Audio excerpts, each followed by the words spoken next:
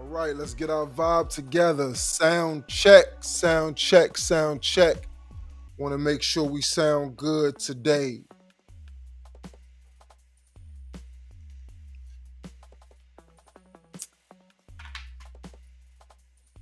Just a second while I get everything together for y'all. Want to create the mood for this one.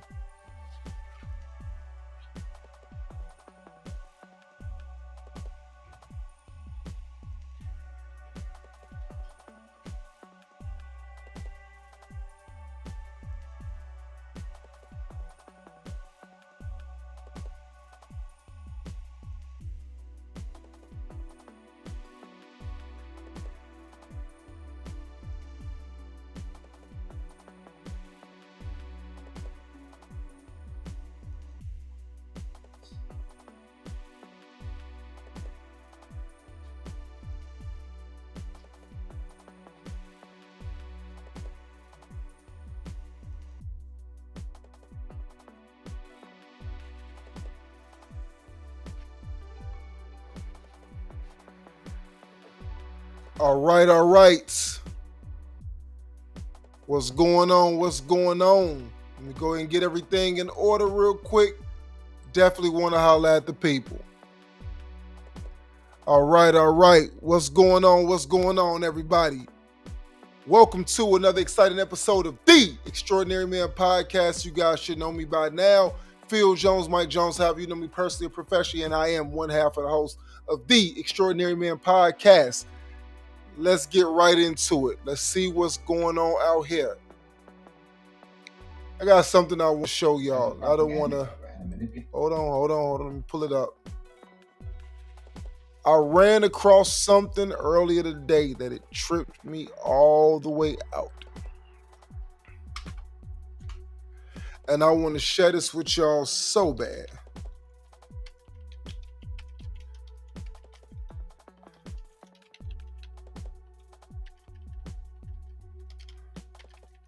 So let me go ahead and pull this video up for y'all.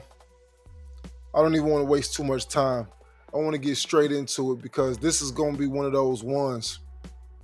When I tell y'all this is going to be one of those ones, I really mean that with all. I mean this with all the fibers in my soul. This is going to be one of them ones.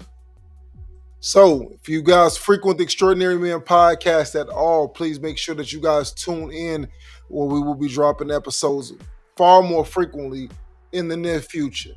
Let us go ahead and get right into this. I need to know, first and foremost, can you guys hear the amazingness in my voice? So let me go ahead and text to verify that my voice is being heard adequately out here in cyberspace. So just one moment, please. Bear with me as I put things together and make sure that it is doing what I needed to do.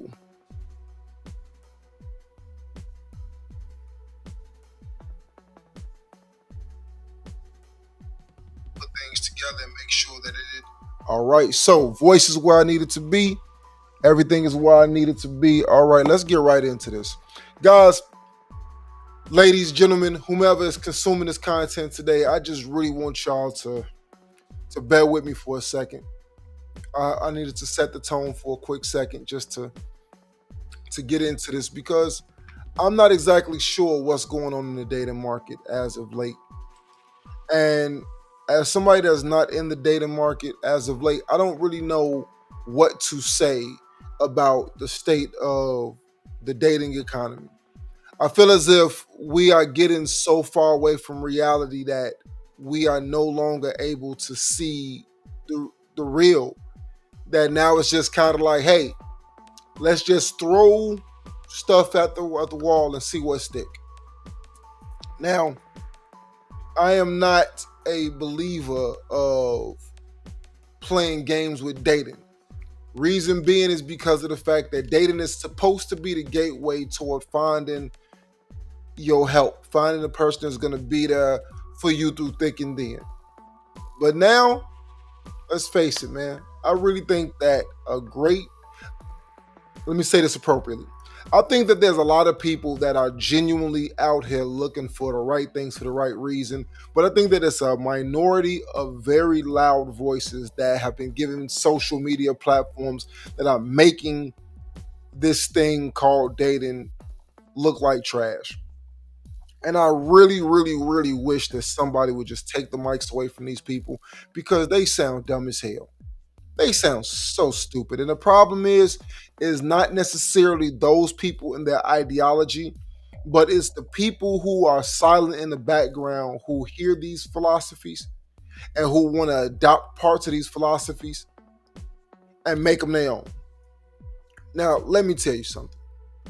I'm not somebody who is too much of a stickler on people having their own belief systems or people thinking that they should opt to get more than what they may ultimately qualify for. But what I do believe, and I truly stand by this when I say this, is I believe that some people have to live in reality.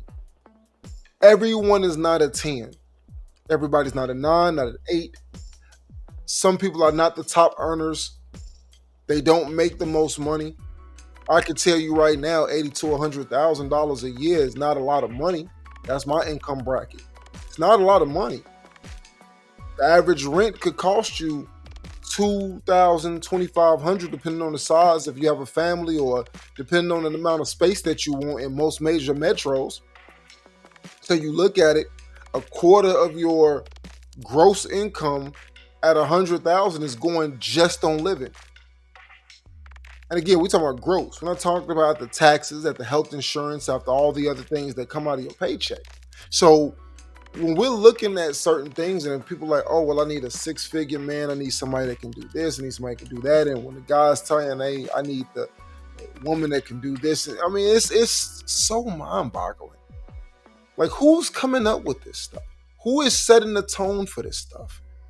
That's the question that I ask. Is like, if you're watching this content right now and you're paying attention to any of the stuff that's going on in society, I want to know, do you truly believe in the crap that you hear coming out of a lot of these podcasters' mouths? Do you actually apply to and abide by a lot of the things that you hear coming out of these people's mouths? And if you do, my question is why? Again, like I stated earlier, I do believe that people should go for the highest that they can possibly get. But there's a place called Looney Tune Land that I think a lot of people are operating out of, to where they are really thinking that it's like, hey, if I overvalue my product, then somehow, some way, somebody's going to see me at that overinflated product price, and they'll be willing to pay it. And that's sad. That's sorry. I don't cook, I don't clean, I don't take care of my body, I don't do anything of value to you, but I am the table. So you bring it to me and somehow I'll make it better, but I don't do any of the things that bring you peace. And guys, don't even get me started. My guys, my fellow men out there in the world, man, do not let me get started on some of you guys and y'all sorry asses. It's just, it's sad right now. I thought that when I first started dating in the early 2000s that we were at our saddest point, and how absolutely wrong I was. I'm about to play y'all a clip or something. I know I said I was going to get right into it, but I just had to get a little bit off my chest right there. I'm going to play y'all a little clip or something. I really want y'all to just pay attention to this clip and tell me what y'all think about this. Let me go ahead and pause the music in the background because I really want y'all to catch all of what this young lady has to say. The title of this is Jailbirds Are Up One, and this is from a content creator named Quinn Quinn _ 88. Now, no matter what you think, pro or con, I really want you guys to just listen to what this young lady has to say, whether it's satire, whether it's truth. I do believe that there's a group of people who honestly feel this way. And I really, truly want for you guys to take heed to what's being said. Let me stop wasting time. Let's get into the clip. And let's go. RF Y'all one. dudes that's on the streets, y'all gotta step y'all game up. Y'all are losing to these dudes that's in the damn prison system, okay? I was on TikTok last night and I ran across a live. It was like 4 dudes that was in the feds. Um, so I just tapped in to be nosy to see what they were talking about. Do y'all know it's like it was thousands of girls on there like being so fucking thirsty, asking these locked up dudes, oh, what's your JPay? I want to see you some money. I want to come see you. I want to be your pen pal. Like, has the dating pool become that fucking bad that we gotta reach out to niggas that's locked up? For Let's stop right there. So, with that being said, right there, that young lady did not say that she was in agreement with what's going on. And I don't want to take anything away from what she's saying.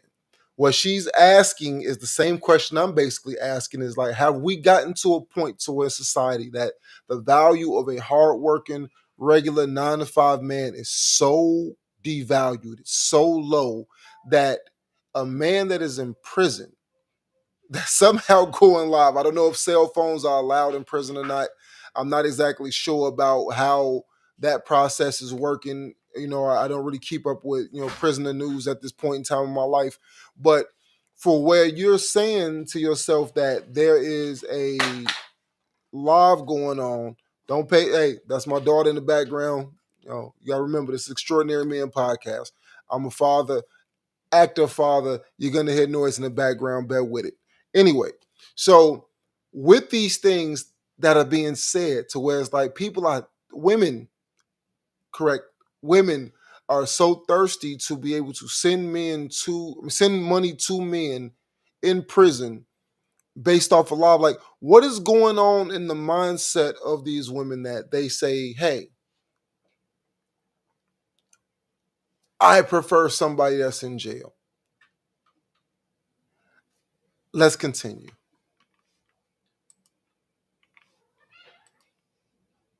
love. And these niggas is winning. Like, they taking all the bitches, the bad ones too. Like, y'all dudes on the streets gotta step y'all game up. Y'all are losing terribly to some niggas in the penitentiary. What? That's wild. And don't be mad at me. I'm just saying. I guess they loving the jail talk right now. I don't know. It's working. Whatever they saying and whatever they doing, it's working. Every other female I know is dealing with some dude in prison. I don't know. But it speaks volumes about y'all dudes on the streets. Jailbirds. All right, so let's get into this. First and foremost, let's just look at this. We have 473 favorites, 3,370 comments, 3,003 likes. Out of all these comments, let's just go through a couple of comments. I just want to hear what a couple of these people have to say. So, how are we losing? But we're getting okay. That's that. I'm not getting in that. Say if you're reaching out to people locked away, you got the issue. Say my man is in the feds. I don't know. I just always like bad boys. It's exciting. Content creator Ginger Ale, 42 comments underneath that. Created a little thread there. I'm handsome Latino good man making good money, 100K plus, and my girl left me because her man came home from prison. So with a comment like that, Vargas Mill 6, sorry, Emil Vargas 6, she wasn't your girl. You were just a place filler until her real man came home from prison. That's what that sounds like. Unfortunately, it's like there's no justification. It sounds like you tried to turn somebody into somebody that she wasn't, and she was utilizing you for all the great benefits that you had, and really and truly, she was just biding her time until her real man got home. Eastside Dex Worldwide. My homie paying bills and taking care of kids from the federal prison. No faking. Okay, so there are a lot of good hustlers. I mean, let's just face it. We're talking about the feds, we're talking about prison, we're talking about whatever. Just because they're locked up doesn't mean that they don't have the ability to earn money and do things, that they don't develop skills and stuff like that. So I can't take anything away from anybody that's locked away. They just made some bad decisions that got them put away. But that doesn't mean that that takes away from their ability to do anything. It just means that they just can't walk free amongst us. I'm not going to debate that. I know a lot of, I have two brothers right now currently serving time one of them in the feds and one of them in the state. I'm not going to debate that with you guys. They are winning from Nathan Caldwell Jr. They are winning, question mark. Stupid ass, they lost. They are in prison. How is that a flex being locked up? Go right ahead and go get them. And that's kind of what my philosophy is if that's what you like, by all means. I can't compete. Not that I'm in a race to compete in the first place. But if men who are out here who are doing whatever they're doing to try to secure a life, that are trying to make some level of peace out of life, if they're not exciting enough, they're not bad enough, they're not whatever that goes along with the narrative enough for these women, where you say there's thousands of them tuning into fed TikToks, by all means, those girls are for them. They're not for us. I'm not jealous of those guys. I'm not envious of those guys. I actually applaud those guys because they found their market. And respect to them and respect to the women that are into those type of guys is just, clearly I tell any man that is envious of those guys and what they bring to the table, those women are not into you and they'll never be into you. They're into those type of guys, and that's why they're tuned into that TikTok. So let's just go a little further, shall we? I'm going to get my music back going because I can't. I love my background. I need my background in. Okay.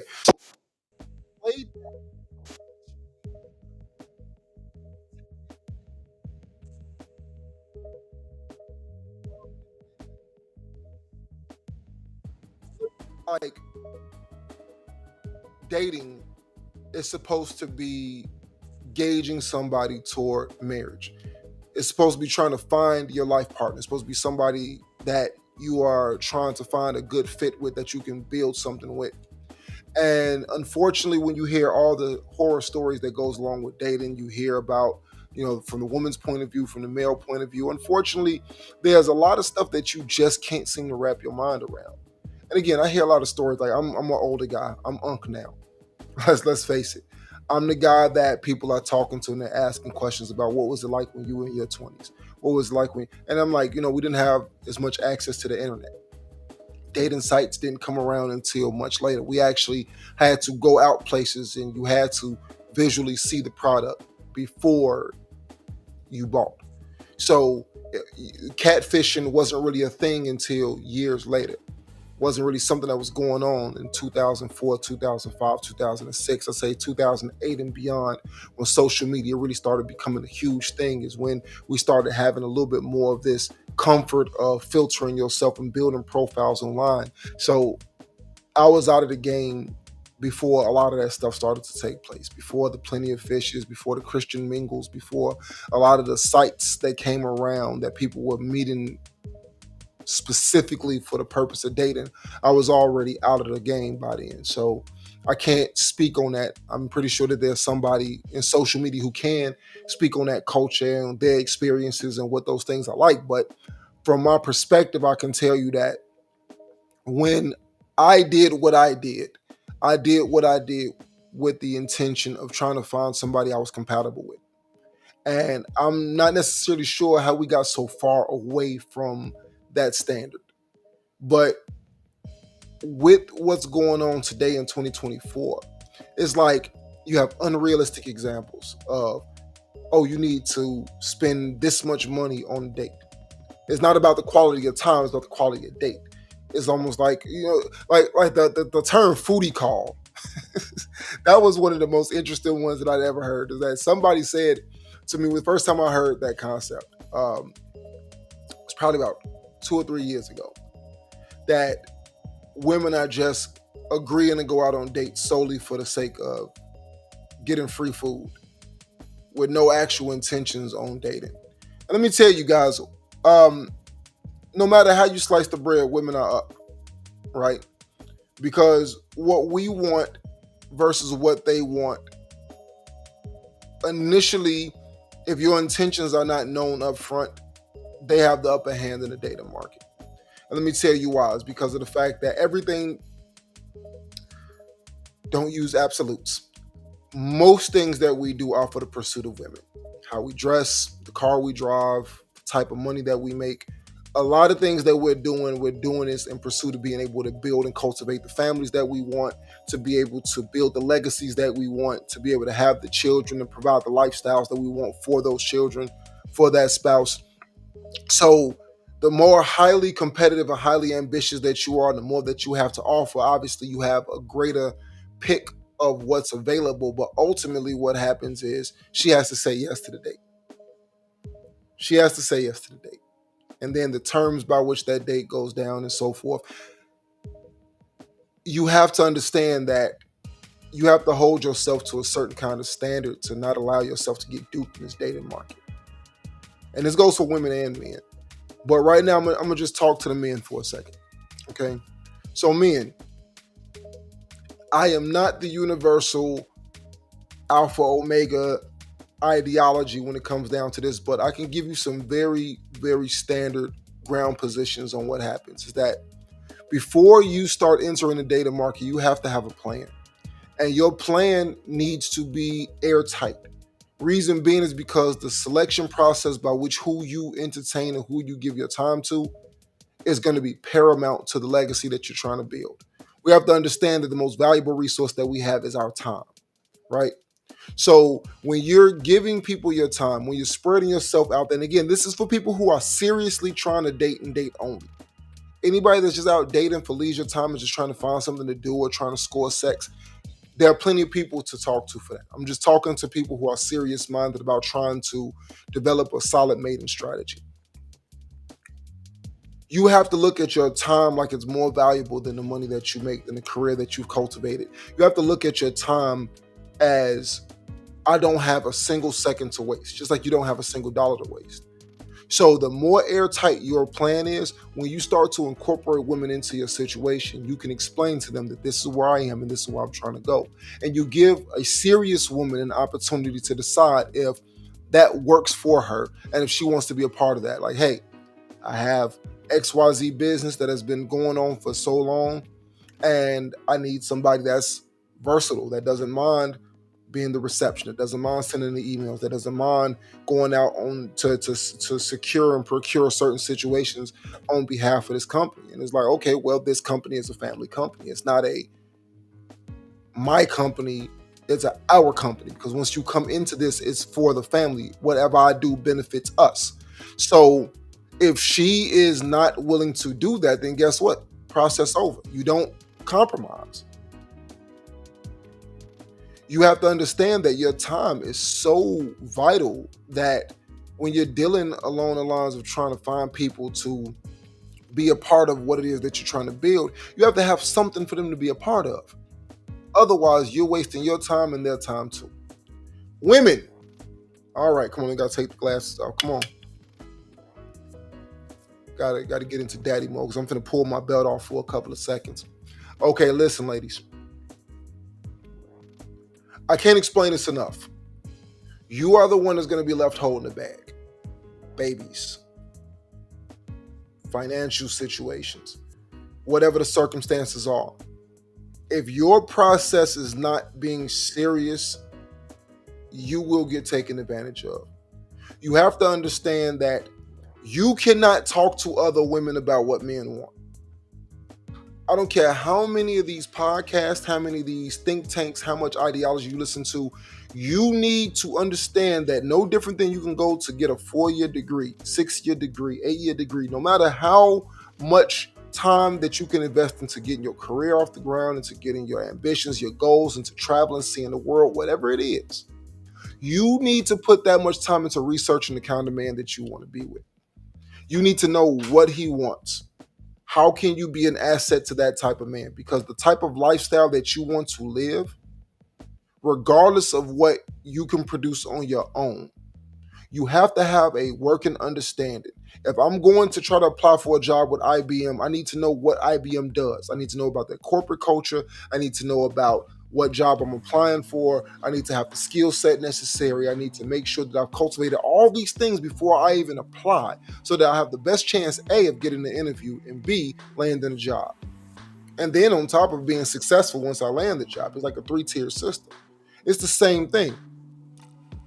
And you could say that that's kind of universal for both men and women, but at the same time, it's like, You have to understand how much is on the line if you invest time and energy into the wrong guy.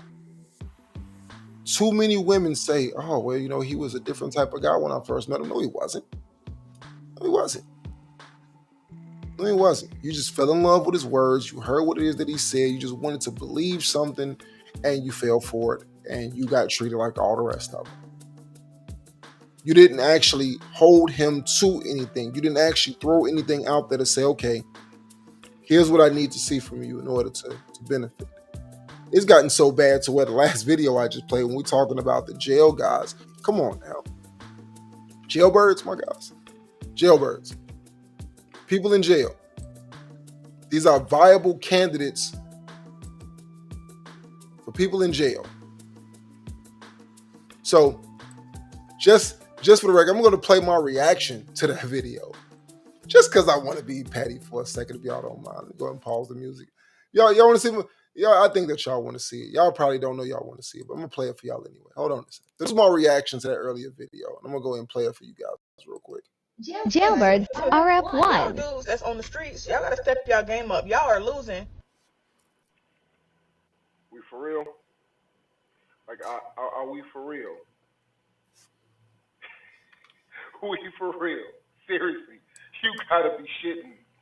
You mean to tell me that dudes in the prison, and this ain't knocking my boys to the prison who did their time or doing their time, but you mean to tell me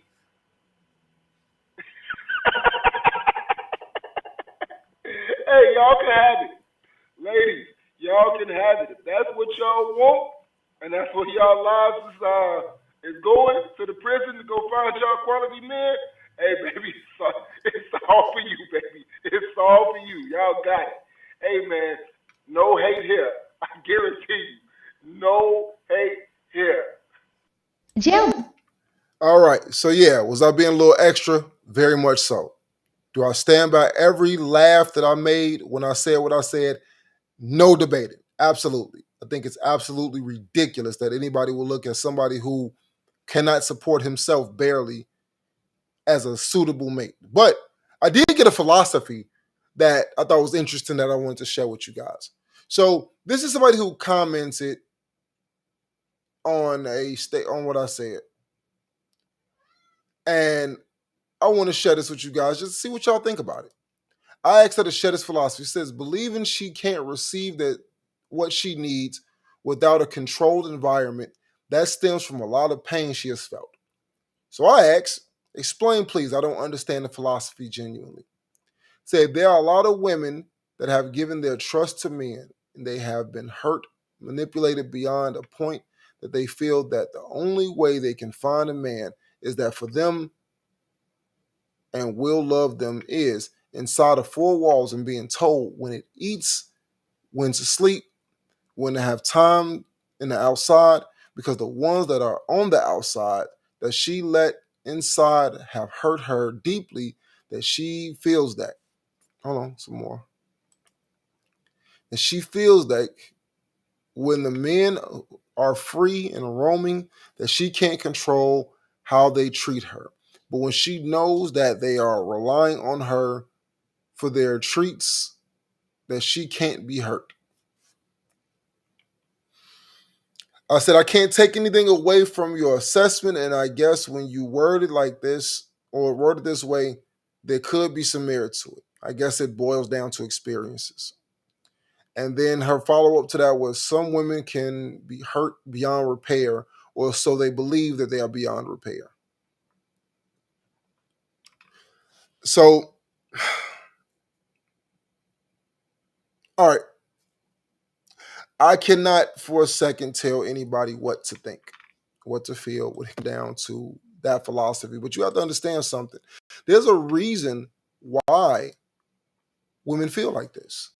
There's a reason why. I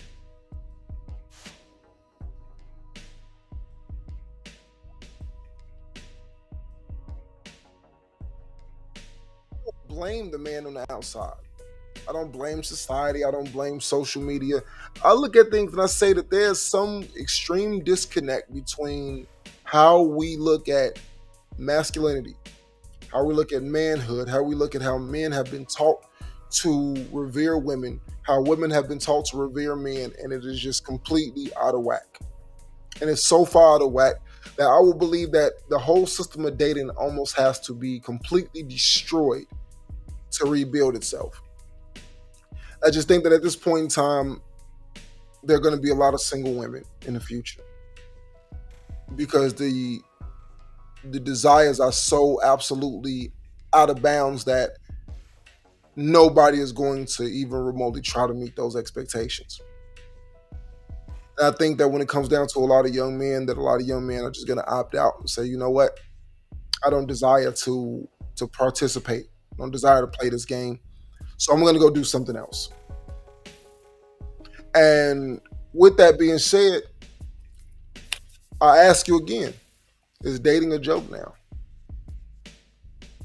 In conclusion, I don't know exactly what people are expecting. I have no idea what anybody is expecting. I don't know what you guys want. I know what I would want. Some loyalty, some peace, some respect. I can cook my own food, clean my own clothes. I don't need a maid. I need solid companionship. I need somebody to build with. Somebody to build on behalf of. I need that additional motivation that when things get hard to say, I can push through it regardless of whatever the circumstances are. And for me, the only person that can provide that is a solid woman. I don't know about anybody else, but it's like, unfortunately, my cats can't do it. My dogs can't do it. The product that's produced from that woman, which are your children, are additional motivators because that woman can leave, but your children are forever.